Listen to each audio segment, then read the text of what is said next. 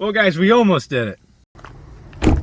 We almost went the entire year of 2022 without doing a big job over at Cassone's RV. But today and for the rest of the week and probably into next week, I'm going to be over here at Cassone's RV in Mesa, Arizona. I had a customer contact me, actually a friend of a customer. Wait, actually the brother of a friend. That makes more sense. Contact me. They recently acquired a 2003 Itasca Spirit Class C motorhome. Now they didn't do a full inspection on it. They wanted me to do a safety inspection and a quick once over, and unfortunately I did find something immediately. I guess nobody saw my videos where I highly recommend inspecting the roofs. What otherwise looks like a really nice used Class C motorhome. I mean, sure, the decals are in pretty bad shape, but the rest of the sidewalls don't look too bad. And if you go inside, the interior is laid out really well. It's in really good shape. This slide out would go out. You get a big room in here. It's a questionable location of a TV, taking away the bunk space, but that can be removed pretty easily. But a really nice looking used Class C, because you even have a bedroom slide. So that's 2 slide outs in here. But we all know the sides and the interior, although important, isn't the first thing you need to look at, especially on a Winnebago product.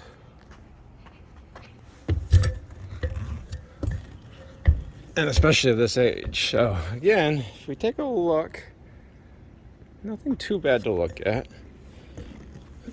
But if I walk on it, maybe you saw all the movement.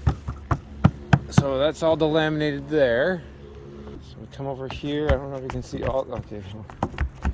So it's pretty much delaminated all right to there. Okay, all the way to there.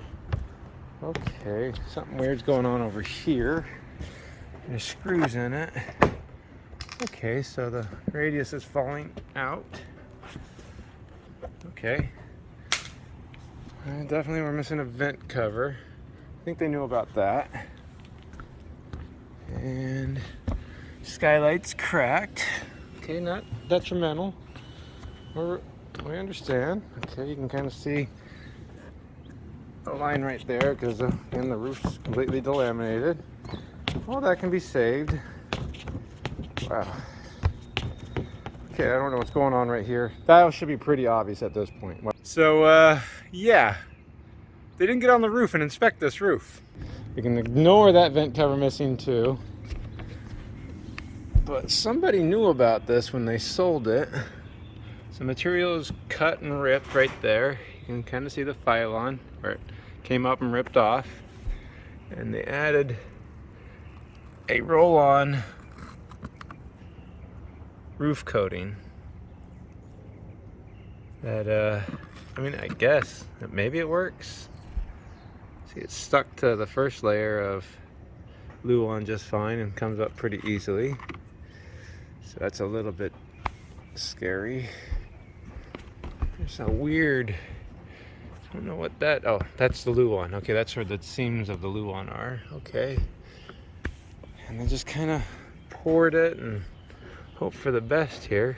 See, they probably used about a full tube of whatever silicone they were using to fill the gap between the radius and the not radius part of the roof. And that would take us to the radius. Now this is the part I always get so many questions about.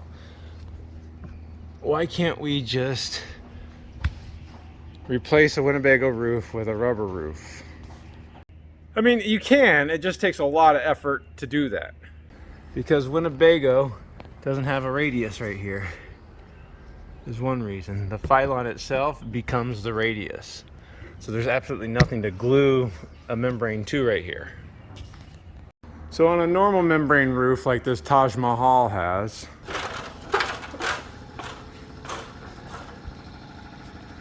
alright, so when the roof comes over the side, there's actually a piece of aluminum metal, sheet metal, that forms a radius.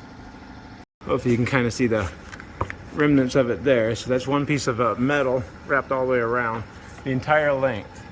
Probably even see a seam of it right about there. So Winnebago doesn't have that radius because the Sealant itself becomes that radius. So if you want to put a membrane roof on a Winnebago, you're going to have to make a radius first. And of course this gets screwed down into the deck. And the deck does not hold the screw very well. So if that's not a big enough issue, the next problem is the molding itself that Winnebago uses. The radius gets wrapped over and tucked into this channel right there. So the screws that hold this molding on are behind the fiberglass. So if you're going to change out to a membrane roof, this molding won't work. Might be able to see what I'm talking about a little bit more in this Montana. Good morning, Scott. A different molding, just like this stuff right there. We screw it on from the front. Winnebagos get screwed on first, and then the Sealant gets tucked into it. So if we get on the roof of this Jamboree, this molding will even illustrate it better. Alright, it also has a Tpo roof. I don't know if it's a new roof or not. It looks really good. Except for a little bit of a looseness right there, but you can kind of see the stucco texture to it. But the molding here, you can see it screws on, or it's riveted on from the front of it. So the material is behind it. Yeah, you could still theoretically use it, but this is what the molding would look like screwed back down on top. You'd have two gutters. The main gutter right there, and then another one right there, and then the roof radius would be here. So there's 3 steps of bad molding at that point. And it's also hard to know without showing it to you. The profile of, oh geez, got some loose screws too. Huh. Something to add to. So these screws secure the sidewall, which is right here, to the roof, which is this radius right there. Looks like I'm going to be doing all of them. At any rate, so then you have to take this molding off and use a different molding. So you've essentially had to fabricate a new radius, buy all new moldings, and these moldings are a lot more expensive than you kind of think they should be. But then the last detrimental concept is this is a laminated roof. Without this Sealant glued down to the deck, the roof itself, the structure, loses a lot of its integrity. So no radius, wrong molding, structural integrity. It's definitely not the most ideal repair, and it's not a lot cheaper than doing it the right way. And then of course on a Winnebago roof, all you have, this is your deck. That's how thick the deck is. Not ideal for gluing a membrane roof to either, because the Sealant, it's not always made very well, and so with 3 layers on it, it can actually warp under the water-based adhesive that you glue the membrane roof down on with too. Doesn't always happen, but it could happen. Look at that. It's already come loose. The deck's loose, is wet underneath there. So needless to say, this RV is getting a whole new roof. I do kind of stress the point that the roof is the most fundamentally important part of an RV, and without a good functioning roof, you don't have a useful RV, and you can't sell it very well and feel good about it. So whoever sold this knew this was a problem and just rolled the dice that nobody's going to come up on the roof, and thought that maybe their repair was good enough. But you can see with just my little fingers how much that fell apart very quickly. So like any roof, the first thing we're going to do is take everything off, which really is kind of my favorite part of the roof jobs, is taking everything off, because it's kind of an easy no-brainer part of the job. So those are going to get changed out because those are garbage vents. The skylight's broken, so I'll be replacing that. Radio antennas are broken, and then the only thing I'd probably be saving on this entire roof is going to be this AC unit. I don't even know if I want to go with this TV antenna or not, as the cables on it are broken too. But we'll see. Pretty much the most difficult part is going to be this front cap. Maybe what we'll do is I'll start tearing the roof apart, and if I find anything interesting, I definitely will let you guys see it. Otherwise, we'll probably just skip ahead to taking that front cap off. So if it seems like I stress the importance of looking at a roof before you buy an RV, hopefully this is a good example of why I'm so adamant about it. Because unfortunately, this owner didn't. If they would have, they could have negotiated at least for the price of a new roof when they bought it, but they didn't do that. So they paid full asking price, I assume, for it, and now they have to pay for a whole new roof because they don't have an RV without a roof. Even if it's a brand new RV, I'm still gonna recommend get an inspection done or get on the roof of a brand new RV and take a look at it, because yeah, it'll have a warranty, but geez, I gotta tell you guys, dealing with factory warranties about something big like that, it's not how you want to start RVing. But I have a lot of work to do. I'm gonna be in the sun for now because all the bays are full here. Luckily it's October, so it's not too hot anymore. But all that being said, the best thing about being over here at Cassone's RV is that I've been hearing all the comments too, and both you guys and me do miss Chad a lot. Hi, James. Hey Chad, you feeling better? I'm not even close. So hopefully I'll have Chad over here helping me out, at least a little bit. He's got a lot of work to do. All the bays are full, so I don't have him too much. Now, even though we're not going to be saving most of the components in here, I still do need to remove all the vents. Now, Winnebago uses these vent line vents that secure from the inside, more like a window. So these go into little threaded sections on the vent itself and sandwich the roof together. So I think it's half the reason why Winnebago uses these vents. So that's it. This is the trim ring that compresses against the ceiling here and pulls the top part of the vent down. Winnebago uses almost a black tar as a sealant. I hate that stuff. But besides the AC, the skylight, and a few vents, the biggest thing is going to be the front cap. I'll have to get the TV out of the way.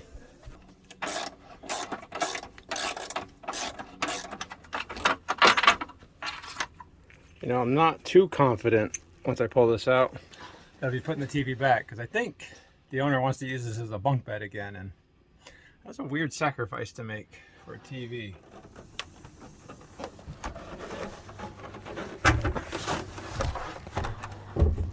That's a heavier TV. So with everything else out of the way, I'm just gonna leave the front cap. Now to get the front cap off, I have to take this panel off. It is a piece of cardboard with carpet on it. And once you get the edge started, you can kind of just push right there, and that'll pull it away.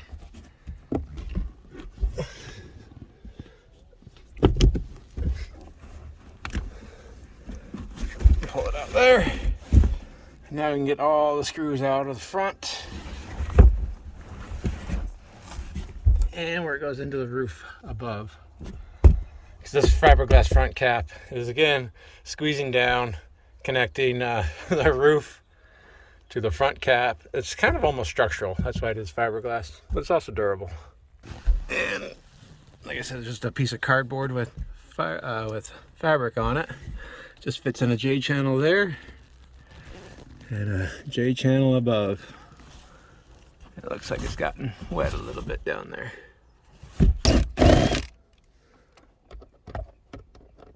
And the nice thing about it is Winnebago gave me a quick connect plug using a Molex connector. Clearance lights disconnected. And then maybe I didn't explain it very well, but there is metal, usually aluminum, embedded in the fiberglass right there. That's what these screws are going into. So you can't use much longer screw or else you'll go through the front cap. You might be able to see it a little bit better here. That tubing that's incorporated, encapsulated in fiberglass.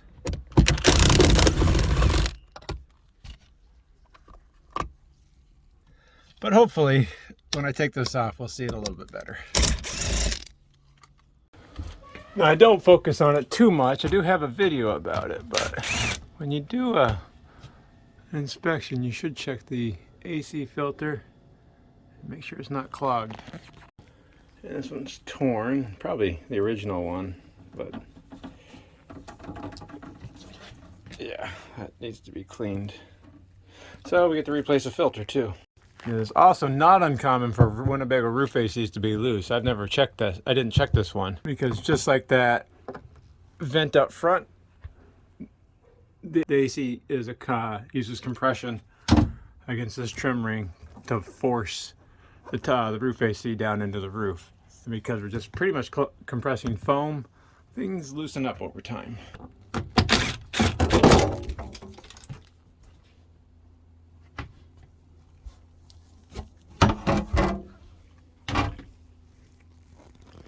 Let's see. No, it wasn't loose. That's good. That felt pretty tight. Cool. Didn't break.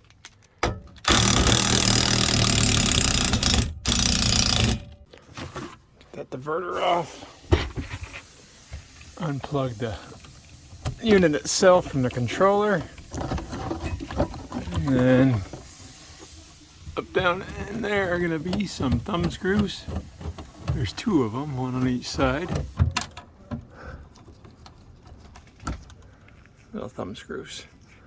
So undo the freeze switch out of the coil. And now the controller comes down.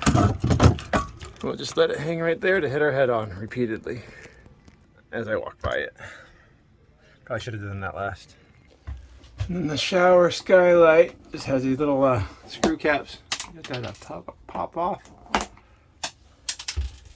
And then they're gonna have their screws underneath it.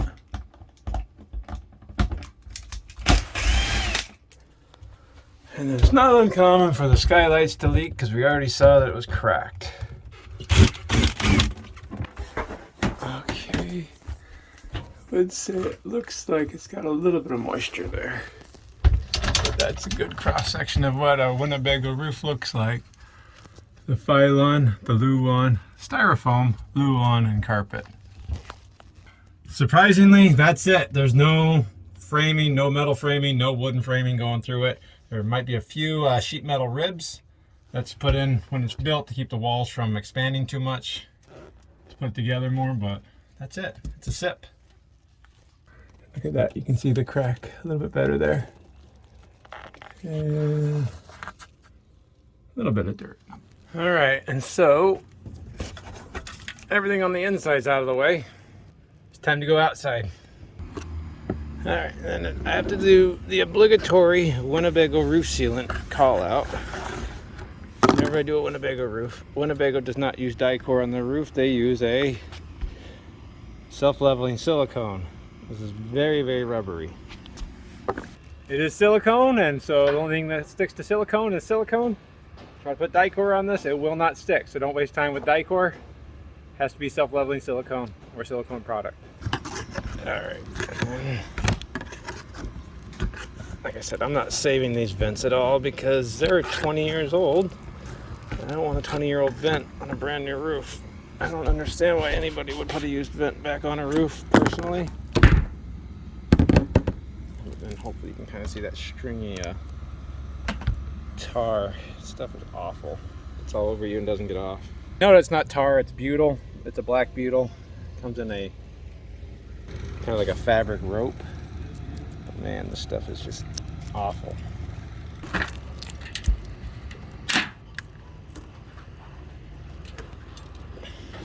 Maybe I didn't make sense enough. The self-leveling silicone is the lap sealant. Now the lap sealant is just liquid flashing, helps redirect water, keep it from pooling and get underneath. The actual seal, this is the part that's supposed to keep water out from getting inside the roof. If you have to seal over the top to keep water from leaking in, and that does include putting a Turnabon on the top or roof repair tape on a seam because it's leaking, we need to fix the actual flange leak. That's the important part. The surface, that's just the flashing. If it's leaking past the flashing, your primary seal is bad. That's what we need to address. Don't just put more lap sealant on it. And Winnebago uses self-leveling silicone as a lap sealant. I'm a technician. I know how much easier it is to just add a little bit more sealant on top of something if it's leaking. And yeah, it might work for a little bit, but you didn't fix the problem. And the entire roof does move. It heats up, it cools down, and that sealant's going to crack again. Water's going to get under there. So you haven't really fixed the problem, you just put a Band-Aid on it. And I know Band-Aids are a lot easier, but we got to do it right. Okay, well, the skylight was at the end of its life too. There's another crack back on the other side here that was leaking. You can kind of see it there. It was underneath the sealant. We couldn't see it. So you can see it was getting underneath. Luckily, I guess it was in Arizona, so there's not too much water. Now, I don't know what roof coating was used right here. I can feel it. It feels very rubbery, like a silicone. And so when we're talking about the lap sealant, it has to be silicone in order to stick to the lap sealant, or else it won't stick. You can see whatever coating they use stuck really well to it because it is silicone based. So it does look like that'll work. The only caveat I would say is that, let's see, I was able to catch an edge under there, so it didn't stick to the Phylon very well. Yeah, I mean, good enough. You know what, maybe I'm being a little bit too picky right there. It doesn't look like maybe they cleaned it very well, so can't fault the sealant for not sticking to a dirty surface. Looks like they just wanted to get it on there and get rid of this thing, but I don't know, it didn't stick everywhere it probably should have. But again, that could just be because water got in there. I think it's just because water got in there, because the rest of this place, it did stick really well to that decking. So I think it's just because water got in there, it did let the wood separate from itself. So I don't think it was a problem with the coating, just the application of the coating. Alright, so we're going to take the front cap off. We already got all the inside hardware off. I took off the corner caps, and now it did expose that there was some body work that was performed on this before. So I'll try to be careful not to break anything. So the next step is to at least get that sealant out of the way. It's just a seam seal that didn't really do anything. I would still like to see it going over the cap as a lap seal. So I didn't even cut it off right there. It was already loose. You can already see dirt was underneath it. Alright, so next step is we have to break the seal. There's an adhesive that's holding this fiberglass to the roof. The Phylon goes underneath this cap, but we do want to save this cap. I don't care about the Phylon. I do have an oscillating tool. It is something I have been using. I know you guys always tell me to use one, but I don't always like to use it, at least to get started, because it can damage fiberglass. So it's nice to get some putty knives underneath there.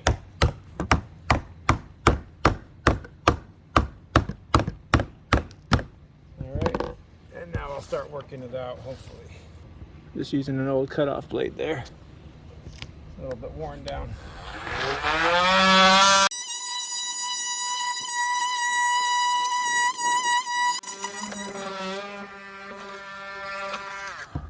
Alright, finally got Chad to help me out in 2022. Stop playing with a broken roof. It's not gonna break anymore. Oh, that's a good point. Look back, right? Alright, so I just have it down there out of the way for now. Alright, pretty much the last thing I have to do is take this front cap off. I will point out there's a nice crack in there and a crack in there. And there and there and there. I wonder if somebody put too long of screws in. I think that's what it was, personally. It's personally what I think, because I noticed taking it out, those screws seemed longer than they should have been. They should have been 1/4 inch long, usually the really short ones. See what the owner wants to do. Well, I don't think it's going to take too much breaking free. It's already pretty much loose. Well, you ready to move this bad boy, James? Get it out. Plastic or fiberglass? Fiberglass.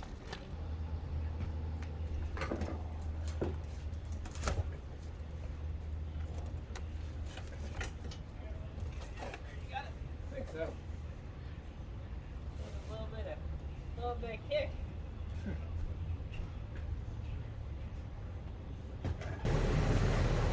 About what? Let's see. Right there and there is a screw. Hey, look at that. Holes right on the other side. Correct. Alright, we're good. Let's get this thing put in the base so I'm not in the sun anymore. My good friend Chad's gonna help me out and move me into the shade finally. Camera. No backup camera, it's a Spirit. I know. There's a dog over your shoulder. Huh? Oh, it's a dog. Ah, it's winking at me.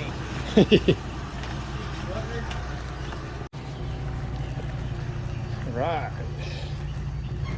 Is nose in or back in? I think nose it in. Yeah. Unless backing it in's easier. Back in is easy. Then we'll back it in. That was easy.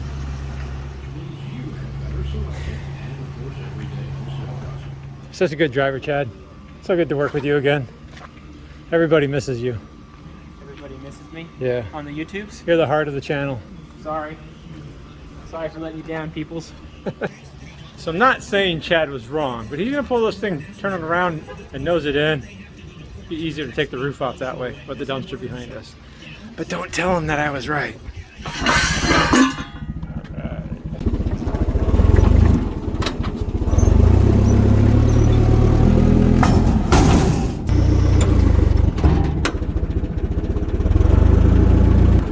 Should make cleanup a little bit easier.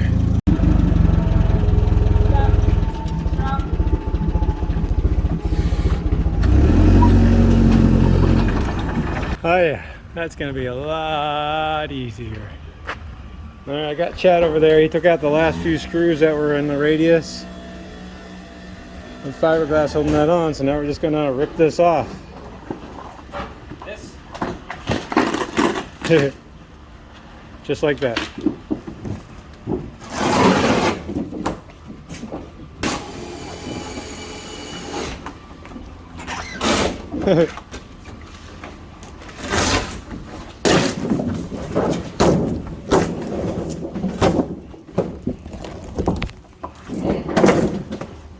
Bet you're glad you changed the direction of the RV.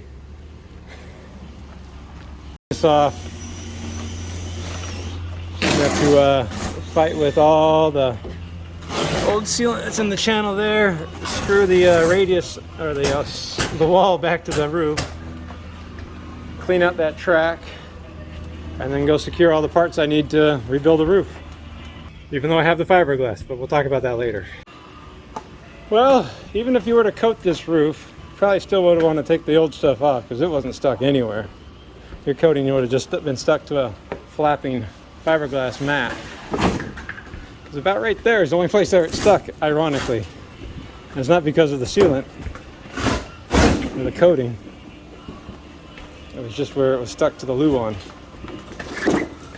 There and there. Those are only two places.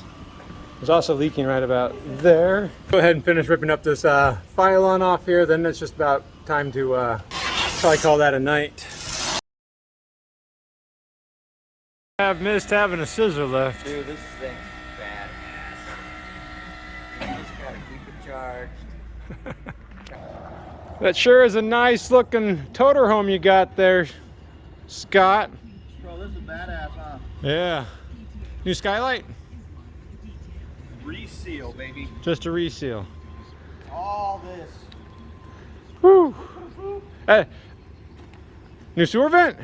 Yeah. All right, got it. Hey, your satellite dish might be broken. You know, he was gonna call the customer, but it needs to come off. A Hallmark toter home. Metal roof though. Yes, sir. Oh, that's strong.